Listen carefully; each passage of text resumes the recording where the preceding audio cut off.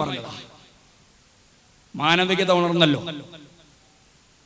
അപ്പൊ ഏതായാലും ഞാൻ പറഞ്ഞു വരുന്നത്, ആ ഒരു ഉസ്താദ് ഒരു പ്രസ്ഥാനം രൂപീകരിച്ചപ്പോൾ അതിനിട്ട പേര് തന്നെ സമസ്ത കേരള ജംഇയ്യത്തുൽ ഉലമ എന്ന പേരിലാണ്. നിങ്ങളൊന്ന് ചിന്തിച്ചു നോക്ക്. ഞാൻ ചിന്തിച്ച കാര്യം ഞാൻ പറയുന്നത്, 6 പേര് അവരുടെ ഭാഷയിൽ ഇറങ്ങി വന്നു എന്ന് അവർ പറയുന്നു. ഏതായാലും 40 മുശാവറ അംഗങ്ങളുള്ള പണ്ഡിത സംഘടന, അതിലെ പ്രസിഡന്റായ മഹാനായ കണ്ണിയത്ത് ഉസ്താദ്, അവരുടെ ഭാഷയിൽ അത്തും ബിത്തും പറയുന്ന ആൾ, മഹാനായ ശംസുൽ ഉലമ നവറല്ലാഹു മർക്കദ, അവരുടെ ഭാഷയിൽ ഫഖദ് കഫറ എന്ന് പറയപ്പെട്ട ആൾ, തുടങ്ങി 34 പണ്ഡിതന്മാരും പിഴച്ചവരാണെന്നും അവര് സത്യത്തെ മറച്ചു വെക്കുന്നവരാണെന്നും അവർ സുന്നത്ത് ജമാഅത്തിനെ അവർ അടിയറ വെക്കുന്നവരാണെന്നും പറഞ്ഞ് ഇറങ്ങി വന്ന 6 പേർ. ആ 6 പേര് സമസ്ത കേരള ജംഇയ്യത്തുൽ ഉലമ എന്ന പേരിൽ ഒരു സംഘടന രൂപീകരിച്ചപ്പോൾ ചെറുപ്പം മുതൽ തന്നെ ആ പ്രസ്ഥാനത്തിൽ തന്നെ ജീവിക്കാൻ കഴിഞ്ഞ ആളാണ് ഞാൻ.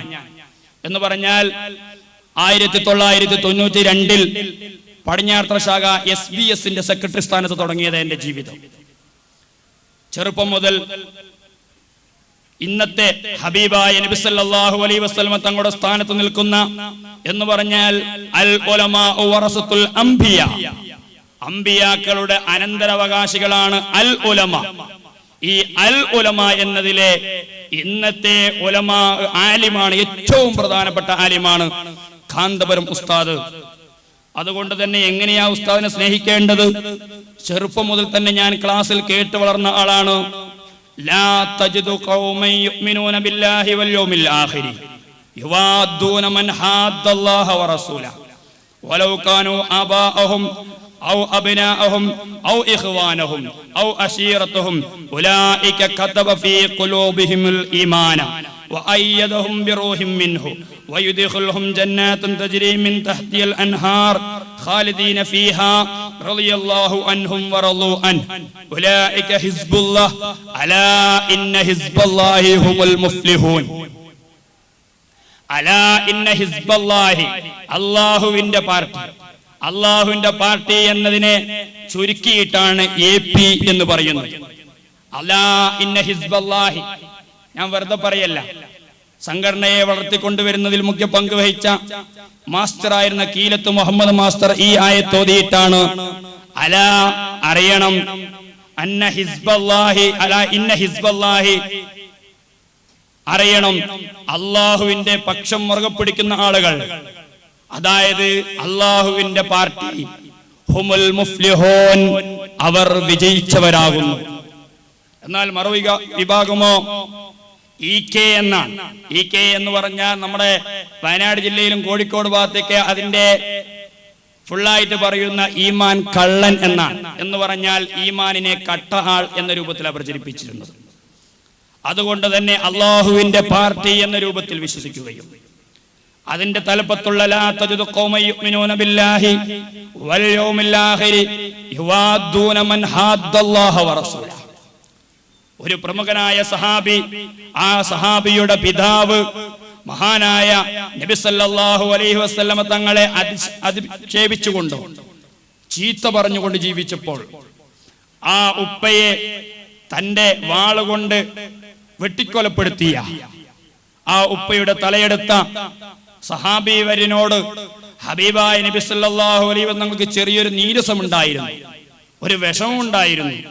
ആ സമയത്ത് ഇറങ്ങിയ ആയത്താണ് ലാ തജിദു ഖൗമൻ യുഅ്മിനൂന ബില്ലാഹി വൽ യൗമിൽ ആഖിരി യുവാദ്ദൂന മൻ ഹാദ്ദല്ലാഹ വറസൂലഹു, അല്ലാഹുവിനോടും അവന്റെ റസൂലിനോടും എതിര് കാണിക്കുന്ന ഒരു വ്യക്തിയോടും സ്നേഹത്തിലായിക്കൊണ്ട് അല്ലാഹുവിലും അന്ത്യനാളിലും വിശ്വസിക്കുന്ന ഒരാളെയും കണ്ടെത്താൻ കഴിയില്ല. വലൗ കാനൂ ആബാഅഹും, അത് സ്വന്തം പിതാക്കളാണെങ്കിലും ശരി, മാതാപിതാക്കളാണെങ്കിലും ശരി, ഔ അബ്നാഅഹും, മക്കളാണെങ്കിലും ശരി, ഔ അശീറതഹും, കുടുംബക്കാരാണെങ്കിലും ശരി, ഔ ഇഖ്വാനഹും, സഹോദരന്മാരാണെങ്കിലും ശരി, ഔ അശീറതഹും, ബന്ധുമിത്രാദികളാണെങ്കിലും ശരി, ഉപ്പയാണെങ്കിലും ഉമ്മയാണെങ്കിലും ഭാര്യയാണെങ്കിലും മക്കളാണെങ്കിലും ആരും ഹബീബായ നബി സല്ലല്ലാഹു അലൈഹി വസല്ലം തങ്ങളെ എതിർക്കുന്നുവോ അവരുമായിട്ട് ഒരു സ്നേഹത്തിലും പോകാൻ ഒരു സത്യവിശ്വാസിക്ക് കഴിയില്ല. ഇത് ആ സഹാബത്ത് നബി തങ്ങളുടെ പേരിൽ മുറുകെ പിടിച്ചതാണെങ്കിൽ ഇന്നത്തെ കാലഘട്ടത്തിൽ അതിന് അർഹനായവൻ ഉസ്താദ് കാന്തപുരമാണ്.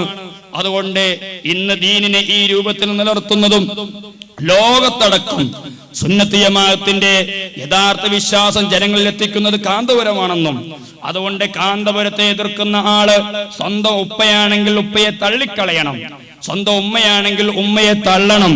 ഉസ്താദിന് ആ സ്ഥാനമുള്ളത്.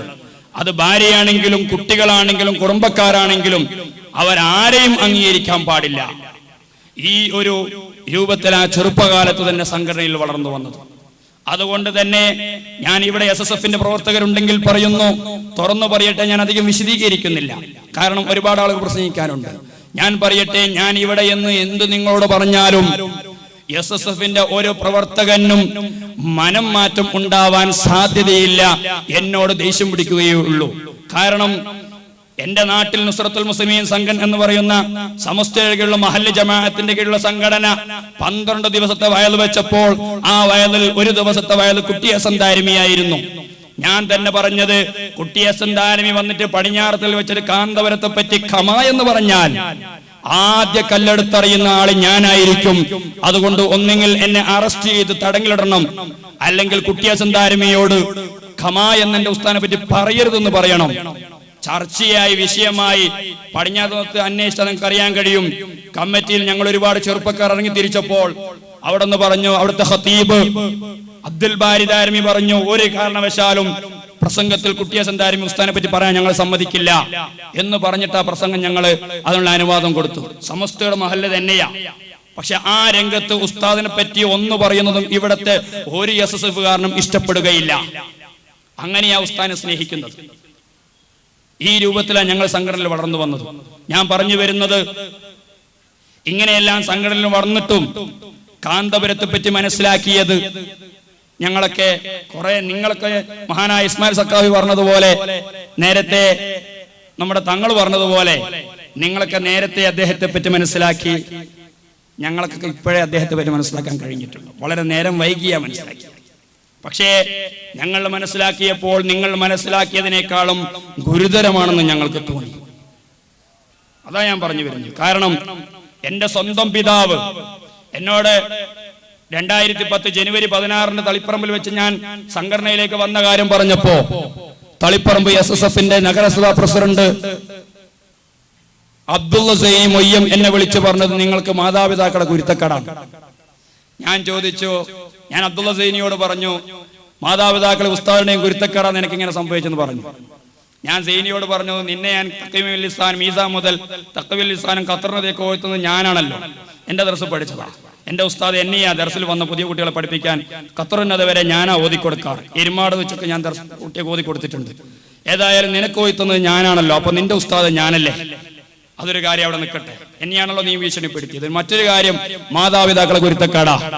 എന്റെ ഉസ്താദായ കാന്തപുരത്തെ പറ്റി തെറി പറഞ്ഞപ്പോൾ എന്റെ ഉപ്പയോട് പടിഞ്ഞാറത്തിൽ വെച്ച് ഞാൻ പറഞ്ഞതാ, പടിഞ്ഞാറത്തറ പള്ളിയിൽ വെച്ച് പറഞ്ഞു, എന്റെ ഉപ്പയാണെങ്കിലും, കാരണം വലവുക്കാനോ അഭാവവും, ഉപ്പയാണെങ്കിലും ശരി ഞാൻ നോക്കില്ല, എന്റെ ഉസ്താദിനെ പറ്റി ഒരക്ഷരം മുണ്ടി പോകരുത്.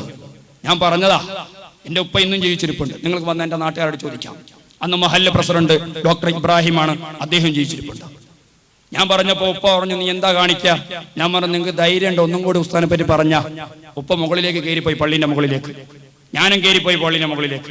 കയറി പെട്ടെന്ന് ഉപ്പ റൂമെന്ന് ഒരു ഒലക്ക, ഈ തിന്നാൻ കുത്തുന്ന ഒരു ഒലക്കണ്ട്, ഇരുമ്പൊലക്ക, ഇത്ര വലുപ്പമുണ്ടാവും, അത് എടുത്തുകൊണ്ട് വന്നിട്ട്, നീ എന്തടാ കാണിക്കാന്ന് തലക്ക് ഒരറ്റ അടി.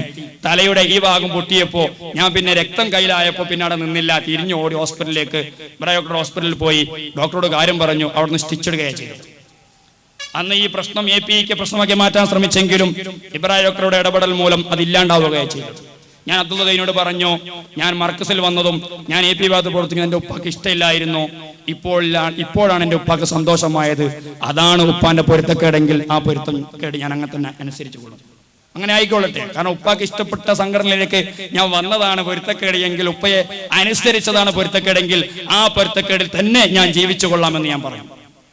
ഏതായാലും ഒരുപാട് ഭീഷണിയൊക്കെ ഉണ്ടായിരുന്നു. പക്ഷേ പിന്നീട് ഞാൻ അങ്ങോട്ട് സൈലന്റ് അവസ്ഥയിലാണ് പോയത്. പിന്നെ ഞാൻ നാട്ടിൽ ചെറിയ രൂപത്തിൽ പ്രവർത്തനം തുടങ്ങി. പ്രസംഗരംഗത്തേക്കൊന്നും പോയിട്ടില്ല. പക്ഷെ പ്രസംഗരംഗത്തേക്ക് വരാനുള്ള കാരണം ഞാൻ തുറന്നു പറയുന്നു. ഇവിടെ വന്നിട്ടില്ല ബഹുമാനപ്പെട്ട മലയമ്മ മുഹമ്മദ് സഖാഫിയാണ്. അദ്ദേഹത്തിന്റെ CD ഞാൻ കണ്ടതുകൊണ്ടാണ് ഞാൻ പ്രസംഗരംഗത്തേക്ക് ഇറങ്ങാൻ തീരുമാനിച്ചത്. അങ്ങനെയാണ് പിറ്റേന്ന് അദ്ദേഹത്തിന്റെ പ്രസംഗം ഞാൻ രാത്രി കേട്ടു. രാത്രി തന്നെ ഹസൻ സഖാഫ് പൂക്കോട്ടൂരിനെ ഞാൻ വിളിച്ചു. ഞാൻ പറഞ്ഞു എനിക്കും ചില കാര്യങ്ങൾ പറയാനുണ്ട്. അദ്ദേഹം എന്നോട് പറഞ്ഞു നാളെ വൈകുന്നേരം അടുക്ക് കുന്നമംഗലത്തെത്തണം. അവിടെ വെച്ച് പറഞ്ഞ ഒരു കളവിനെ അവിടെ വെച്ച് എനിക്ക് പറയേണ്ടിയിരുന്നു. അത് അൽഹംദുലില്ലാഹ് അല്ലാഹു തആല സാധിപ്പിച്ചു തന്നു. നന്ദി ദാറുസ്സലാം അറബി കോളേജിൽ പഠിച്ചിരുന്ന ഇബ്രാഹിം എന്ന് പറയുന്ന കണ്ണൂർ ജില്ലയിലെ അഞ്ചരക്കണ്ടിക്കടുത്ത് വൺമണൽ സ്വദേശിയായ ഇബ്രാഹിം എന്ന കുട്ടി 2004 തന്റെ കൂട്ടുകാരായ കാസർഗോഡ് ജില്ലയിലെ ബാറടുക്ക സ്വദേശി, പേര് ഓർത്തു വെക്കുക സംഘാടകരുണ്ടെങ്കിൽ, SSFന്റെ പ്രവർത്തകരുണ്ടെങ്കിൽ, കാസർഗോഡ് സ്വദേശി ജഅഫർ കാസർഗോഡ് ജില്ലയിലെ ബാറടുക്ക സ്വദേശി ജഅഫർ സഖാഫി എന്ന വിദ്യാർത്ഥിയെയും, അന്ന് സഖാഫി അല്ലല്ലോ, പിന്നീട് സഖാഫി ആയതുകൊണ്ട് സഖാഫി എന്ന് പറഞ്ഞത്. അതേപോലെ കാസർഗോഡ് ജില്ലയിലെ അമ്പേരി സ്വദേശി റസാഖ് എന്ന് പറയുന്ന കൂട്ടുകാരെ കാണാൻ വേണ്ടി മർക്കസിന്റെ പടിമറ്റത്ത് അതിഥിയായി വന്ന കുട്ടി എന്ന് ഞാൻ പറയുമ്പോൾ അന്നത്തെ കാലഘട്ട സാഹചര്യം കൊണ്ടാണ് ഞാൻ പറഞ്ഞത്. ഇബ്രാഹിം എന്ന ആ വ്യക്തി മർക്കസിലേക്ക് വന്നപ്പോൾ കൂട്ടുകാർ പറഞ്ഞു ദിക്ർ ഹൽക്ക കഴിഞ്ഞിട്ട് പോകാം.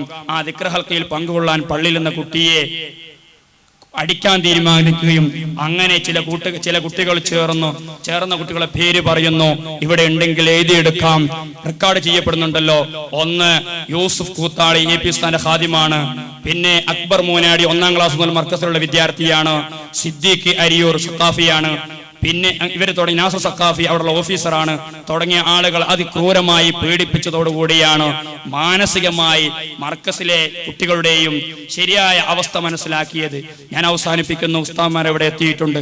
ഞാൻ പറഞ്ഞു വരുന്നത് പല സംഭവങ്ങളും നമ്മൾ നിങ്ങളിലേക്ക് എത്തിക്കഴിഞ്ഞാൽ അതൊന്നും നിങ്ങൾക്ക് ഉൾക്കൊള്ളാൻ കഴിയുകയില്ല. ഏതായാലും ഞാൻ പറഞ്ഞു വരുന്നത് 3 കാര്യങ്ങൾ ഒരാളിൽ സമ്മേളിച്ചാൽ മാത്രമേ എന്ത് കാര്യം അയാൾ അറിഞ്ഞാലും SSFൽ നിന്ന് പിന്മാറി സമസ്തയിലേക്ക് AP വന്ന് സമസ്തയിലേക്ക് വരാൻ കഴിയുകയുള്ളൂ. ഒന്ന്, തഖ്വ ഉണ്ടായിരിക്കണം. യഥാർത്ഥമായ തഖ്വ ഉണ്ടായിരിക്കണം. തഖ്വ എന്ന് പറഞ്ഞാൽ ഇംതിസാല അവാമിരില്ലാഹി വജ്തിനാബ് നവാഹിഹി.